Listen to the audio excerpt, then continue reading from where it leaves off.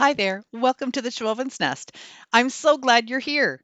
My first project today is using this artist panel that I got for $4 at my local Dollarama store. It's a 12 by 16 size. You could do a smaller size if you wanted to. I'm going to use my Rust-Oleum chalked paint in linen white and I'm going to give it a couple of good coats. I'm going to do a buffalo check pattern on this artist panel. I have a full tutorial and I've got it linked down in my description box, and it will also be on my end screen at the end of this video.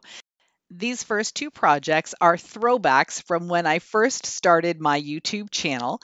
So this one is actually from spring of 2019, and I think the second one might be spring of 2020. Anyhow, the video quality is not that great, but the projects are super cute. The second color is going to be a little bit of a darker blue. I mixed the Serenity blue with a coastal blue color, and I got this sort of mid-tone blue. Very pretty. When you're doing paint techniques like this, the reveal is always the best part.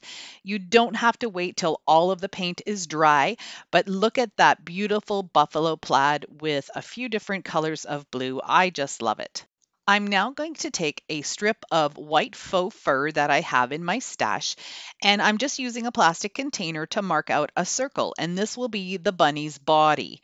Then I'm going to add a little head, some ears, and a little fluffy tail, and I'm going to just hot glue that right onto my board.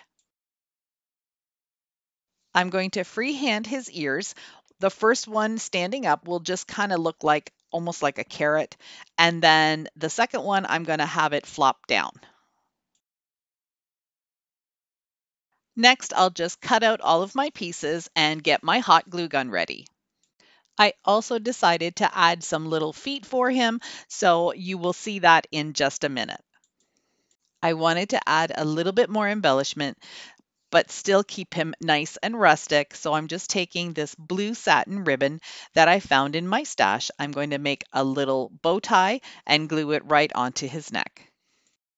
I'd like to apologize for the quality of this video. It was something that I did my very first year, actually my first few months of starting my YouTube channel. So I really didn't have the great lighting and all of the good things that I have right now, but I still think this guy turned out pretty sweet.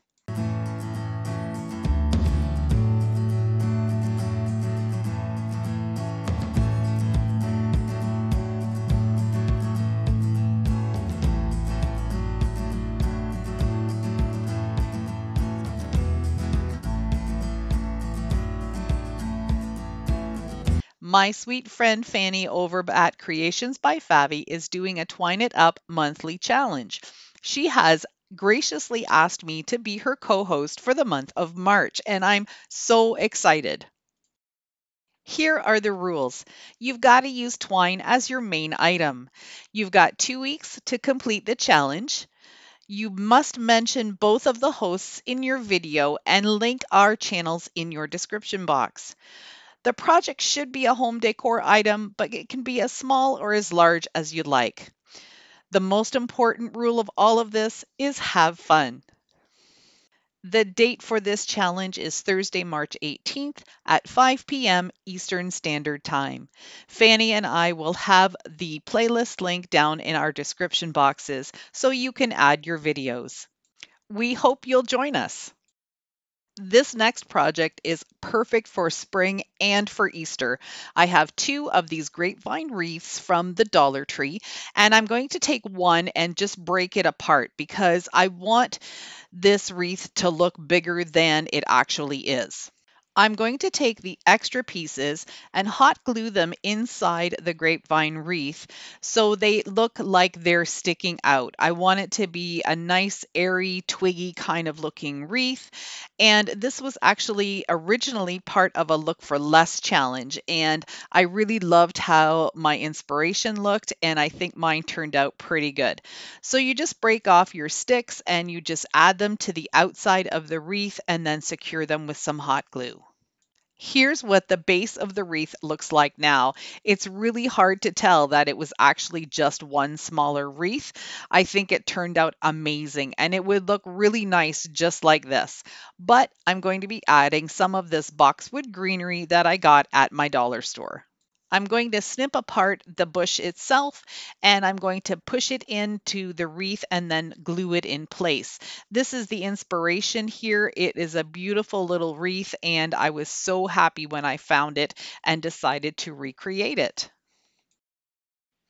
I just kept adding greenery in different areas and I really like how it looked when it was done.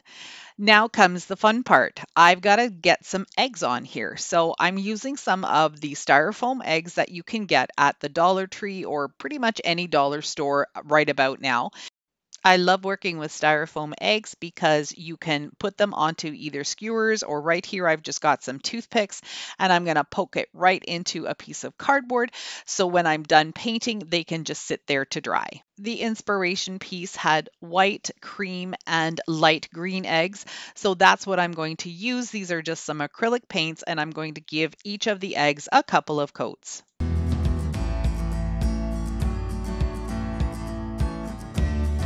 The inspiration eggs also had some speckling on them, so I'm just taking some black paint and I'm actually just flicking it off of my finger but using my plastic glove. For some reason it worked really well on here. I didn't get any big globs, but the speckles just turned out really nice and natural. Using some weld bond glue and hot glue, I'm going to take the eggs and glue them right into the wreath, just where I think they need to be, and of course, following along that inspiration photo.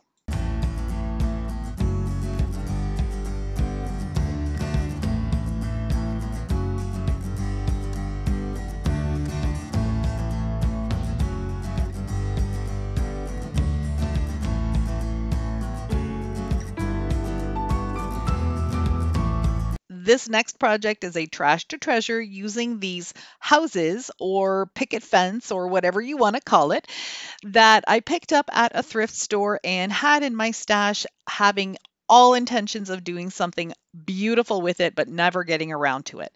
So this was the day. I'm going to remove all of the hinges because I'm not going to need it for what I'm going to do with it. I'm using a flat white oil-based paint because this piece is going to be living outside. I'm going to use an old brush that I can just ditch because I don't want to have to clean off any of oil-based paint off of a paintbrush. That's just too messy for me. I'm going to go through and give it one good coat front and back, but I do want some of that rustic wood to look through. Here are my pieces. I love how they turned out and I've got them set the way I want them to look. So the three taller ones and then the two shorter ones in the center. I'm using a combination of weld bond glue and hot glue to hold these together. I'm going to sand it up just a little bit, get some of that sheen off, and also bring out a little bit more of the wood grain. I'm going to stencil a bloom where you are planted sign on it. This stencil is from a pack of 20 from Joanne Fabrics. I do have that linked down in my description box.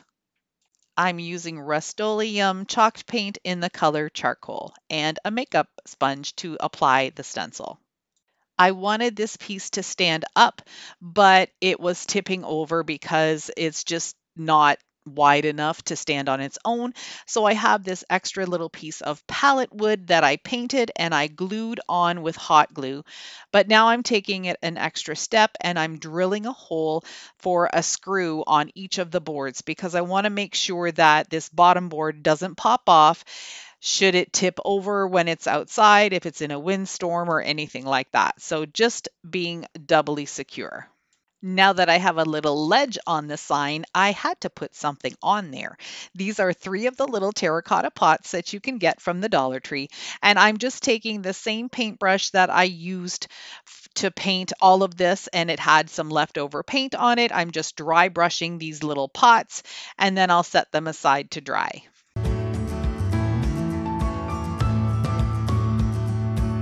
I'm using my Weld Bond glue again to glue the pots onto the little ledge.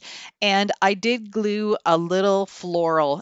I love these. They're such a beautiful color. I don't know what they're called. They kind of look like a peony, but maybe not.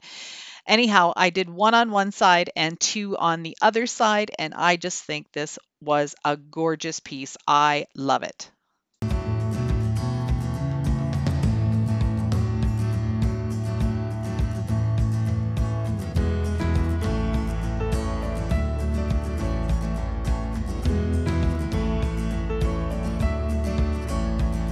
I hope you enjoyed these videos and got some inspiration to create some Easter and spring home decor for yourself. If you did and you're new to my channel, I'd love for you to stick around. Hit that subscribe button. That black arrow will show you exactly where to click. Thank you so much for watching. I really appreciate your support. See you in the next one.